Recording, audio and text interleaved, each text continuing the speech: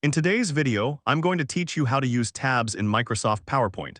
This setup takes just a few moments to complete. To start, open your PowerPoint presentation.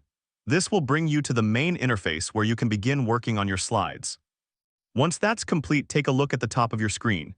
Here, you'll find several tabs such as Home, Insert, Design, and Transitions.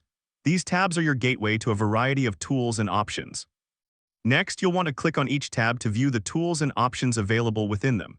For instance, the Home tab offers basic text and formatting tools, while the Insert tab allows you to add images, charts, and other media to your slides. From here, you'll notice that these tabs help you access different features for creating and editing presentations. Each tab is designed to streamline your workflow by grouping related tasks and tools together.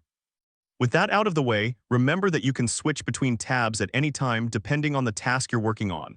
This flexibility allows you to efficiently manage your presentation's content and design.